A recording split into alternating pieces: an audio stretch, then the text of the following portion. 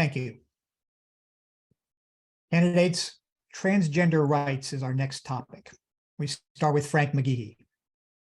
In light of the attacks on transgender youth in 20+ states this year, and Governor Murphy's recent executive order making New Jersey a safe haven state for transgender youth, what is your plan for permanently protecting transgender youth and their access to gender-affirming care in New Jersey?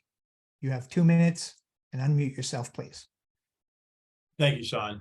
Well, today, New Jersey Attorney General Matt Papkin co-led a coalition of 12 attorney generals in filing a comment letter supporting robust and anti-discrimination protections for transgender students.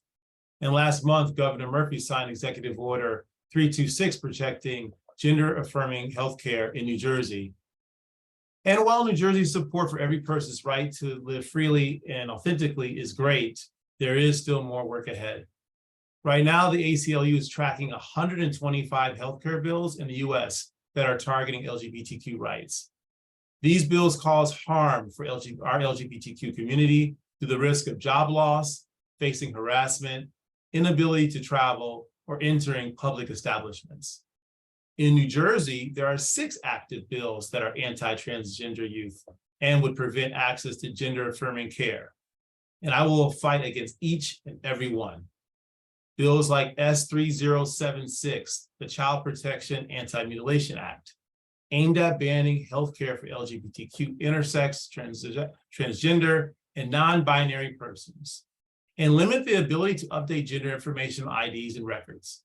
Bill A1630, Fairness in Women's Sports Act, an attempt to ban transgender and non-binary youth and young adults from high school and college university athletics. Right now, there are over 1.6 adults and young people who identify as transgender in the United States, 1.6 million. And 56% of LGBTQ young people who wanted mental health care in the past year were unable to get it, 56%. Allowing employers, businesses, and even hospitals to turn away LGBTQ people or refuse them equal treatment is wrong. I will sponsor or support legislation which enhances Governor Murphy's executive order, which includes our state-level departments and agencies to protect those providing or receiving gender-affirming health care services, and look to advance those protections into the private and corporate sector. Thank you. Cleopatra Tucker, please unmute yourself for your 1-minute response.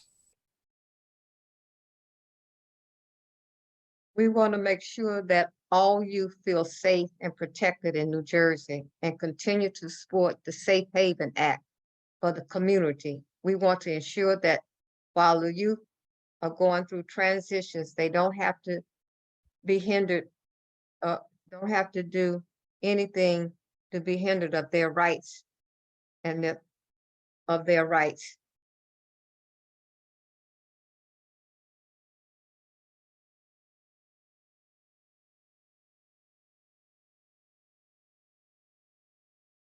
Thank you. Garnett Hall, please unmute yourself for your 1-minute response.